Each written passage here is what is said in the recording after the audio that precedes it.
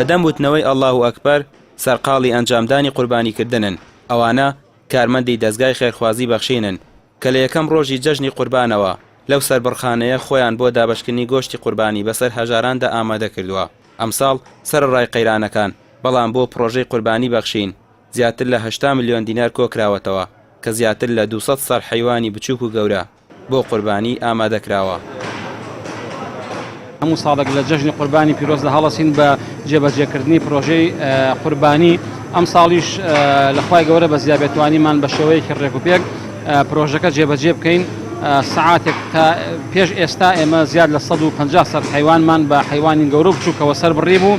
ئێستا کە قساکەم لەگەڵ جەنابتانە سوپاس بۆ خوای گەورە لە 200 سەر تەجاوزی کردوین لەم شوێنێک ئێمە قسەی تیاکەین بەڕادە وەرێرەشەوەی خێنە ناومە ئۆتۆمبیلی بەڕادەوە ئەینێرین بۆ ئەو شوێنانەی کەمە بەسمانە و دابەشیەکەین.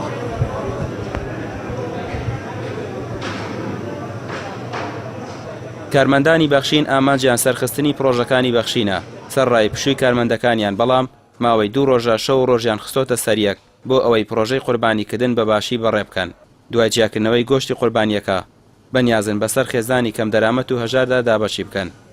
ئێستا خەڵکی سەرقاڵی پشووە و خەڵکی سەرقاڵیەوەیە کە ڕۆژەکانی جەژن لە ماڵەوە لەگەڵ ماڵ و مناڵ و خێزان و کەسوکاری خۆیان بەسەر بەرێ، بەڵام ئێمە لە یەکەم ڕۆژەوە لە یەکەم ڕۆژی جەژنی قوربانەوە سوپاس بخوا کارمەندەکانی دەستگای بەخشین کە خۆبەخشانە زۆربەی زۆران خۆبەخشانە هاتوونەتەوە خۆیان لەو پشۆ مەحروم کردووە هەتا ئەم کاتەش لەگەڵمان کە لە یەکەم ڕۆژەوە ئیمڕۆ دووەم ڕۆژە بۆ جیاکردنەوەی پشکەکان و دواتر ناردنیان بۆ گەڕەکەکانی ناوشاری سلێمانی و شار و شارۆچەکان دابەشکردنی بەسەر خەڵکی هەژار و کەم دەرامەتە ئەو خەڵکە لە خزمەتی ئەو پرۆژەیە.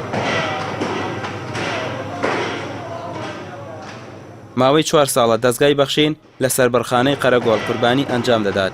خاوەنی سەربڕخانەکە دەڵێت بەخشین بە شێوەیەکی تەندروست قوربانی ئەنجام دەدات و پاژماوەی ئاژەڵەکانیش لەناو دەبرێت. پرۆژێکی زۆر چاکە، پرۆژێکی ڕێکوپێکە تەندروستە، هەموو لاشەی ئاژەڵەکان ئیمشەو دکتۆر فەحسی کردووە. زۆر سوپاسی دکتۆرەکانەکەم بەڕاستی مادوونە ناسانە ئیمشەو هەردوویان تاوەکو سەعات 2 شەو لێرە بوون. پاشەڕۆکەشی ئێمە خۆمان بە شێوازی تایبەتی خۆمان لەبەر پیسبوونی ژینگە خۆمان ئەیشارینەوە و دفنەکە لە ژێر زەویە.